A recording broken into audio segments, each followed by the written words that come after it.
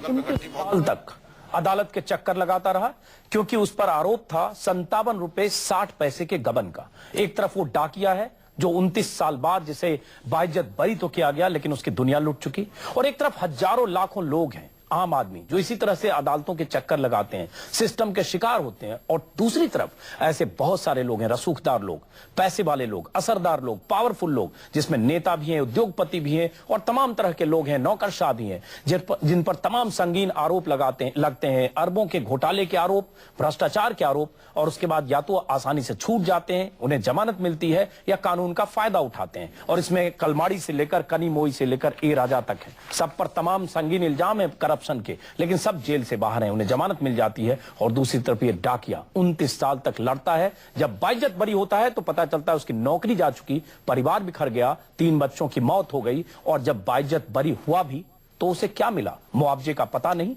उम्र आधी बीत चुकी, नौकरी खत्म हो चुकी, और उसके बाद चौराहे पर दोराहे पर उसकी जिंदगी। वो डाकिया उमाकांत मिश्रा हमारे साथ हैं लखनऊ में, खासतौर से कानपुर से हमारे इस बहस में हिस्सा लेने के लिए आए, अपनी बात रखने, ताकि दर्शकों को पता चले, देश सुने, देखे और समझे कि कैसे सिस्टम के शिकार होते हैं आम लोग, मामूली आदमी। क्या हैसियत है मामूली आदमी की इस कानूनी व्यवस्था में।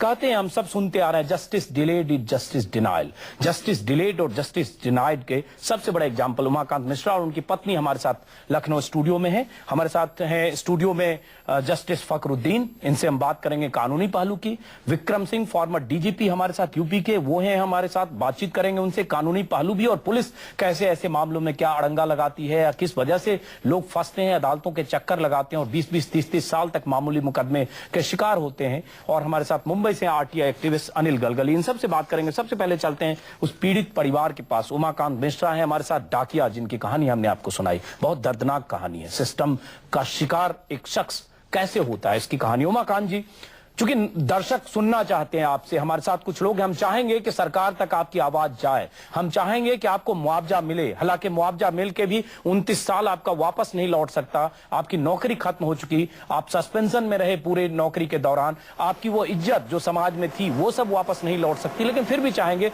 आप क्या चाहते हैं, आप अपने बारे में दर्शकों को बताएं कि आप चाहते क्या है सरकार से और सिस्टम से, जिस सरकार और सिस्टम के आप शिकार हुए। उमाकांत। मैं कानपुर से हरिंदर नगर डाकखाने में पत्रवाहक के पोस्ट में मैं वहाँ पे कार्य करता था। ईमानदारी और लगन से सारा कार्य किया, सारा कार्य करता था। और मैं चाहूंगा आपकी पत्नी भी, उमाकांत जी, आपकी पत्नी बगल में गीता मिश्रा, एक बार गीता मिश्रा जी आप सुनाइए, आपके जरिए हम समझना चाहते हैं आपकी त्रासदी जो 29 साल आपने झेली, आपके परिवार ने झेला। गीता मिश्रा, आप बताइए क्या हुआ आपके साथ और अब आप क्या चाहती हैं सरकार और सिस्टम से। जी, हमारे हस्बैंड जो थे वो वहाँ डाकखाने में, हरजिंदर नगर डाकखाने में सर्विस करते थे। 57 रुपए 60 पैसे का उन पर गबन लगा, जिससे हमारा परिवार तितिर बितिर हो गया। और परिवार तितिर बितिर तो हो ही गया साहब, और हम लोग सड़क पे आ गए और बच्चे भूखे मरने लगे। इनको एक ये झूठ इल्जाम लगाया गया जिसके उमाकांत भागी नहीं थे। लेकिन हम ये सरकार से चाहते हैं कि हमारे लड़के को नौकरी दी जाए और हमारा 29 साल का जो वेतन बनता है, पेंशन, ये हमारे आदमी को दी जाए। चलिए, हम आपकी बात चाहेंगे, सरकार तक आपकी बात पहुंचे, आपकी आवाज पहुंचे। लेकिन इन 29 सालों में क्या आपने कहीं नेताओं के पास, अफसरों के पास आप लोग नहीं गए? 29 साल तक लगातार अदालत के चक्कर लगाए, जो हमारे पास जानकारी है उसके मुताबिक 350 बार तारीखें पड़ी आपके मामले की, कोई गवाह नहीं आया सरकार की तरफ से या पोस्टल डिपार्टमेंट की तरफ से। क्या आपने कहीं और अपील की? आप नेताओं से मिले, सांसद से मिले, और लोगों से मिले? जी, दिल्ली भी गए, लखनऊ पीएमजी ऑफिस भी गए, सब जगह गए, लेकिन सब जगह से हमको निराशा मिली। कहीं हमको हौसला नहीं बढ़ा कि हमको मिलेगा। फिर हम लौट के आ गए कानपुर, फिर वहाँ पे अपना मुकदमा हमने चलना चालू किया। और दरमियान पैसे का भी अभाव सर, घर बार सब बिक गया, जेवर जाटा जो भी सब बिक गया, कुछ रहा नहीं घर में हमारे। अब तो मुश्किल में पड़ गए हम लोग। आप जीते भी हैं तो क्या है, अब कोई इतनी खुशी नहीं है। लेकिन अब यही हमारी सरकार से प्रार्थना है कि हमारे लड़के को नौकरी दी जाए और हमारा 29 साल का इनका पैसा और पेंशन दी जाए। एक बहुत बड़ी बात है, सरकार से आप जो कह रही हैं बहुत छोटी चीज है। अगर सरकार तक आपकी आवाज हम चाहेंगे पहुंचे, आप कह रहे हैं 29 साल का आपका कंपनसेशन दिया जाए, मुआवजा दिया जाए, क्योंकि सस्पेंडेड अवस्था में रहे तो सैलरी कटी, और उसके बाद आप चाहती हैं कि आपके बेटे के लिए नौकरी हो। जाहिर है ये आपका हक बनता है, क्योंकि जब आपके पति 26 साल तक नौकरी में सिर्फ सस्पेंड होकर रहे, आरोपी बनकर रहे, और उसके बाद आज बाइज्जत बरी हुए। हम आपके पास आएंगे गीता मिश्रा जी, आपके दुख में हम सब शामिल हैं, पूरा देश सुन रहा है आपको, और हर आदमी सुनना और देखना चाहेगा कि कैसे सिस्टम में एक मामूली आदमी फंसता है। जस्टिस फखरुद्दीन, क्या कहती है कहानी, एक गरीब परिवार कैसे 56 रुपए, फिर से दर्शकों को बता दें, 57 रुपए 60 पैसे के गबन का मामला डाकिए पर लगा 1984 में, और उसके बाद अदालत में एफआईआर कर दिया गया डाक विभाग की तरफ से। अदालत में मामला गया, सुनवाई होती रही, 350 बार तारीख लगी, सरकार की तरफ से या पोस्टल डिपार्टमेंट की तरफ से कोई गवाह नहीं हुआ, और उसके बाद बाइज्जत बरी हुए। 29 साल बाद 26 साल इनकी नौकरी के उसी अवस्था में गुजर गए, और इसी बीच रिटायर भी हो गए। अब जो चाहते हैं या मांगते हैं, क्या उनका हक बनता है या नहीं, उसके बाद आगे की बात। जी, दर्दनाक कहानी है, और ये कहानी जो मुकदमे चल रहे हैं हमारे यहाँ बहुत पुराने भी हैं, इससे पुराने भी चल रहे हैं। कुछ हो गए, कुछ होना है, कुछ होंगे, आगे कितनी दिन में होता है फैसला। ये सिस्टम की खराबी है, और ये दिखा रहे थे अभी। तो ये जो इनकी डिमांड है, ये तो आपने जैसा कहा, मैं भी इस बात को कहता हूँ, बहुत जस्टिफाइड बात है। और ये भी अभी जो बता रहे थे कि पूरे दौरान एक भी गवाह भी नहीं आया। मतलब हुआ ये कि ये जो बीच में एक राधेव शर्मा केस आया था, उसमें उन्होंने कहा था भाई 3 साल 2 साल एक लिमिटेशन दिया था, इसमें तय करो, नहीं हो तो खत्म कर दिए जाए। राधेव शर्मा 1 आया, वो 98 का था, राधेव शर्मा 2 आया।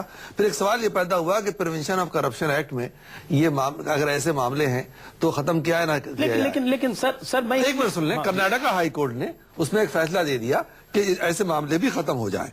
वो फैसला था 2000 का, सुप्रीम कोर्ट में चैलेंज हुआ, सुप्रीम कोर्ट ने उसको 5 जज बेंच में रखा, 5 जज से 7 बेंच जज में गया, और 7 बेंच जज का फैसला अल्टीमेटली सुप्रीम कोर्ट का आया। मैं निचली अदालत की बात करना चाहूंगा, जहां निचली अदालत में ऐसे मामूली लोग, आम आदमी जब फंसते हैं, और फिर से दर्शकों को बता दें 57 रुपए 60 पैसे का इल्जाम एक डाकिया पर, 29 साल के बाद बाइज्जत बरी हुआ, पूरी उम्र निकल गई, वो पूरी उम्र एक आरोपी की तरह रहे, अदालत के चक्कर लगाते रहे, और जिसने आरोप लगाया डिपार्टमेंट ने उसकी तरफ से कोई अदालत में नहीं गया। आज जब बरी हुए हैं तो उनकी नौकरी भी खत्म हो चुकी है, रिटायर हो चुके हैं, और उसके बाद पूरी पूरा मुआवजा पैसा, और बिल्कुल इनकी डिमांड बिल्कुल सही है, और डिपार्टमेंट जिम्मेदार है इसके लिए। अब ये कानून में इसके लिए गुंजाइश निकालनी पड़ेगी। डिलेड कितना इंपॉर्टेंट है उस पर भी हम जस्टिस आएंगे, लेकिन एक बार हम चलते विक्रम सिंह के पास। विक्रम सिंह जी, आपने सुना पूरा मामला, 1984 का मामला, एक डाकिए का मामला। हम चाहेंगे सरकार तक इनकी आवाज पहुंचे, क्योंकि 29 साल कम नहीं होते, किसी की पूरी जिंदगी निकल जाती है। इनके 3 बच्चों की मौत हुई, मुफलिसी में रहे, गर्दिश के दौर रहे, और उसके बाद जब आज बाइज्जत बरी भी हुए तो इन्हें लगता है पूरा अतीत लूट चुका है। कौन जिम्मेदार है? निसंदेह ये एक ह्यूमन ट्रेजेडी है, और मैं समझता हूं कि ऐसे किसी प्रकरण को लेने के पहले ये सोचना चाहिए कि साक्ष्य क्या है, कितने रुपए का प्रकरण है। अगर ये बहुत बड़ी रकम होती, लाखों करोड़ों की, तो निसंदेह इसको परस्यू किया जाना चाहिए था। विभाग कार्रवाई में ऐसे प्रकरणों को लिया जाता है, समरी तरीके से उसका निस्तारण किया जाता है, और आज इस प्रकरण में आप देखेंगे कि इन व्यक्ति और इनके परिवार के साथ अब जब ये दोष मुक्त किए गए हैं, तो ये कहा जा सकता है कि इनके साथ एक बहुत बड़ा अन्याय हुआ। ये चीज शासन प्रशासन तक पहुंचाए जाने वाली बात है। ये सही है कि ये अवधारणा है कि गबन चाहे 1 रुपए का हो, चाहे अरबों रुपए का हो, सजा और प्रक्रिया बराबर है। लेकिन इस देश में विक्रम सिंह जी कहने की बात है, बहुत कहने को बहुत अच्छा लगता है गबन, प्रेमचंद की कहानी भी थी, कहने को बहुत अच्छा लगता है, लेकिन गबन जब बड़े बड़े लोग करते हैं, बड़े बड़े नौकरशाह, बड़े बड़े नेता, जिसमें कोई चीफ सेक्रेटरी होता है 200 करोड़ की उसकी जायदाद होती है, कोई केंद्रीय मंत्री होता है उसके बिछौने में बेड के नीचे से 3 करोड़ मिलता है, कोई अधिकारी किसी डिपार्टमेंट का होता है उसके बड़े बड़े बंगलो होते हैं, कोई जेल का चक्कर लगा के बाहर आ जाता है, 1000 करोड़ की प्रॉपर्टी इधर उधर कहीं इन्वेस्ट कर देता है। लेकिन एक गरीब आदमी जब फंसता है छोटे मामले में, उसका क्या हासिल होता है, और आज वो बाइज्जत बरी हुआ है। इसलिए मामला तमाम ऐसे गबन के मामले से इसको जोड़ा जा सकता है क्या विक्रम सिंह जी, या कानून सबके लिए बराबर है, इस केस को देखकर समझा जा सकता है? नहीं, मेरी बात सुने, कानून अगर सबके लिए बराबर होता, आजादी के पहले आईसीएस अफसर को 4 आने कहते थे 25 पैसे को, उसके गबन में सेवा मुक्त किया गया था। लेकिन आज ऐसा आप देखेंगे कि जो बड़े अधिकारी हैं, जो बड़े प्रकरण हैं, उसमें सजा और उसमें तत्परता की बहुत कमी दिखाई पड़ती है। और ऐसे केसेस जो कि विभागीय स्तर पे विभागीय कार्रवाई से मुश्किल से 1 महीने में समाप्त किए जा सकते थे, तो इतना बड़ा एक ह्यूमन ट्रेजेडी अवॉइड हो सकती थी। कालांतर में साक्ष्य नहीं मिला या कालांतर में जो भी कारण हो और उनको दोषमुक्त किया गया, लेकिन उनके जीवन की भरपाई नहीं हो सकती है। और वो जो प्रकरण लाखों करोड़ के होते हैं जिसको फास्ट ट्रैक कोर्ट में डालना चाहिए था, वो भी नहीं हो रहे हैं। जेल से सब छूट के आ जाते हैं, साथ मैं समझता हूं कि जेल से निकलकर बेल पर आ जाते हैं, जिन पर 1000 करोड़ 2000 करोड़ 400 करोड़ का मुकदमा होता है, जेल से निकलकर आ जाते हैं और अपनी जिंदगी उसी ढंग से जीते हैं। कहीं फार्म हाउस में कोई रहता है, कहीं और रहता है, कोई विदेश घूम रहा होता है। ये हमारे सिस्टम की आप बिल्कुल ठीक कह रहे हैं। तो 2 सेट ऑफ रूल्स हैं, आप बिल्कुल ठीक कह रहे हैं कि 2 सेट ऑफ रूल्स दिखाई पड़ते हैं। और ये शासन प्रशासन को समझाना पड़ेगा कि जो बड़ी मछलियां हैं उनके खिलाफ तो हमारा कोई बहुत समग्र प्रयास दिखाई नहीं पड़ रहा है, लेकिन जो ऐसे मामूली प्रकरण है, बिल्कुल साधारण से प्रकरण है जो कि विभागीय स्तर पे समाप्त किए जा सकते थे, उनको इतने लंबे अंतराल के बाद उनको ट्रीट किया। और उसके इस बाद प्रकरण में अदालत ने बाइज्जत बरी किया है, आरोप भी साबित नहीं हो पाए। सबसे बड़ी बात है 2 मामला, एक तो कहीं आरोपी है और अगर आरोप साबित हुए, चाहे अपने सही का 1 रुपया हो, चाहे 100 रुपया हो, चाहे 100 करोड़ हो, यहां तो आरोपी साबित भी नहीं हुए, आरोप साबित नहीं हुआ, इसलिए मामला अलग है। हम एक बार फिर चलेंगे गीता मिश्रा के पास। गीता जी, फिर एक बार सुनना चाहूंगा आपसे। 29 साल चूंकि मामला चला, आप लोगों ने अदालत के चक्कर लगाए, आपके परिवार की बहुत त्रासद कहानी मैं देख और सुन रहा हूं, और देश और दर्शक सुन रहे हैं। मैं चाहूंगा कि सरकार तक आपकी आवाज पहुंचे, पोस्टल डिपार्टमेंट तक, मंत्री तक और केंद्र सरकार तक, ताकि आपको मुआवजा मिले, कंपनसेशन मिले। लेकिन ये सब जो कुछ भी मिलेगा आपको कम मिलेगा, क्योंकि 29 साल को रिवर्स नहीं किया जा सकता जो आपने झेला। लेकिन फिर भी गीता मिश्रा, आप उस दौरान जब मुकदमा चल रहा था, जब तारीखों पर दूसरे पक्ष के लोग नहीं आ रहे थे, आप किन किन लोगों से मिली? कानपुर में मेंबर ऑफ पार्लियामेंट हैं, विधायक हैं, या दिल्ली में मंत्रालय में आए, आप किन किन लोगों से मिली और कहां से आपको कोई भरोसा नहीं मिला, हम समझना चाहेंगे। कानपुर में अपने डायरेक्टर से मिले, post master of general Delhi से मिले, और लखनऊ में पीएमजी ऑफिस में गए, वहाँ पीएमजी से मिले। लेकिन कोई हमको सलाह ये नहीं दिया कि आप बच जाएंगे या छूट जाएंगे मुकदमा। हमने कहा ना हो तो हम लोगों को कैजुअल में ही लगा लीजिए, काम चलता रहे। वो भी नहीं किसी ने सुना, और फिर आके बस फिर बैठ गए, मुकदमा यही लड़ने लगे। और लड़के की 3 बच्चों की मौत भी हो गई। इसी दरमियान मेरा पैर टूट गया, जिसके हड्डी टूट गई, जिसमें राड पड़ा है। दवाई का पैसा नहीं, लेकिन किसी मुसीबत से पैर ठीक हुआ। अब लंगड़ा के चल रहे हैं वे साहब, अब चल भी नहीं पाते हम। कितनी मुसीबतें आई, हम क्या करें इस मुसीबत से। अब तो हमारे पास एक ही चारा बचा है कि राष्ट्रपति भवन के आगे जाके अपनी जान दे दें। नहीं, हम सब चाहेंगे कि आपके साथ दर्शक हैं, देश है, और हम चाहेंगे सरकार तक आपकी आवाज पहुंचे। आप ऐसी बातें न करें। आपने 29 साल हौसले से पूरी लड़ाई लड़ी है, तो आपको हौसले की जरूरत है। अब तो आपके लिए अच्छे दिन की शुरुआत है, क्योंकि आपको बाइज्जत बरी आपके पति को किया गया है। उमाकांत मिश्रा भी हमारे साथ हैं, हम एक बार फिर उनके पास चलेंगे, लेकिन सबसे पहले जस्टिस फखरुद्दीन, क्या अदालतों में फैसला होते समय या सुनवाई होते समय, जो अपने यहाँ देश में जो लीगल सिस्टम है, जब अगर कोई गवाह 348 बार इस मामले में गवाह तारीखें पड़ी, लेकिन गवाह सरकार की तरफ से या पोस्टल डिपार्टमेंट की तरफ से नहीं आया और इतना लंबा 57 रुपए 60 पैसे में खिंचता रहा, अदालतों का रुख क्या ऐसे मामलों में कहीं कानून में गुंजाइश नहीं है कि थोड़ी राहत दी जाए, छूट दी जाए? नहीं, इस केस में गलत हुआ है, इतनी बार गवाही नहीं आई। तो एक तो पहली बात यह है, गवाह ना आना ही बहुत गलत बात है। आपको जो मजिस्ट्रेट साहब थे, या जो जज साहब जो फैसला देख रहे थे, जिनके यहाँ प्रोसीडिंग पेंडिंग थी, और इनके वकील साहब, ये सिस्टम में क्या है कि पूरा सिस्टम ही ऐसा है कि वकीलों पर, प्रोसिक्यूटर पर डिपेंड करता है, और उसमें ये कोताही हुई है, ये कोताही जबरदस्त है, कानून में गुंजाइश है, और जब तो अब इनकी भरपाई कैसे होनी चाहिए आपके हिसाब से? ये जो इन्होंने, क्योंकि ये कानून के शिकार हैं, इसमें इनकी गलती नहीं है। हमारे यहाँ जो देश में लीगल सिस्टम है, उस सिस्टम का हिस्सा पुलिस भी है, उस सिस्टम के हिस्सा एजेंसी भी है, उस सिस्टम का हिस्सा वो विभाग, महकमा भी है जहां वो नौकरी करते थे।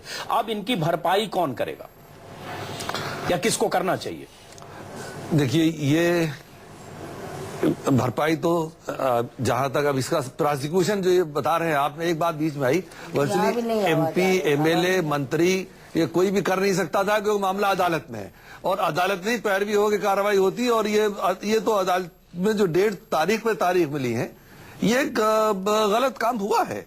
अब इसका तो पूरा सिस्टम जिम्मेदार है, और सरकार को ही अल्टीमेट इसका इंतजाम करना पड़ेगा, क्योंकि जब ये मामले आते हैं, कमीशन बनते हैं, सिफारिश, ला कमीशन बना, ला कमीशन सिफारिश दी, ला कमीशन ने यह भी कह दिया कि आप कानून में तरमीम करो, 483 में लाओ। होता नहीं है, अब जब तक कानून में तरमीम नहीं होगी, 3 करोड़ से ज्यादा मामले पेंडिंग है, 30 साल पे मुकदमा, कई मुकदमे के फैसले आते हैं। हमारे पास कुछ केसेज है जिसमें 76 साल बाद, 3 जनरेशन बीत गई, मुकदमा लड़ते हुए 76 साल में फैसला आया, और जब फैसला आया तो बात बरी हो गई, और दादा पे मुकदमा हुआ, पोते को बरी किया गया। तो ऐसे मामले भी होते हैं। ये बिल्कुल ठीक है, सिस्टम की खराबी है ही है। ये तो इसमें सिस्टम में इस बात का पहलू पर, और जो जजेस बैठते हैं उनको भी चाहिए कंपैशन तरीके से इसको देखना और समझना चाहिए। अनिल गलगली मुंबई से RTI कार्यकर्ता। अनिल जी, सिस्टम की कमी या लीगल सिस्टम में जो कमी है वो, या पुलिस का सिस्टम है उसकी कमी, लेकिन आम आदमी शिकार होता है। इसकी मिसाल कानपुर से हमारे साथ मेहमान लखनऊ स्टूडियो में हैं, डाकिया हैं, उनका परिवार है, जो हमने आपको बताया। ऐसे कितनी मिसालें आपके पास जानकारी में है, और उसके बाद भुगतते रहते हैं और उसकी कोई सुनवाई नहीं होती है ऐसे आम लोगों की? जो कानून की जो मार होती है वो हमेशा गरीबों पर होती है।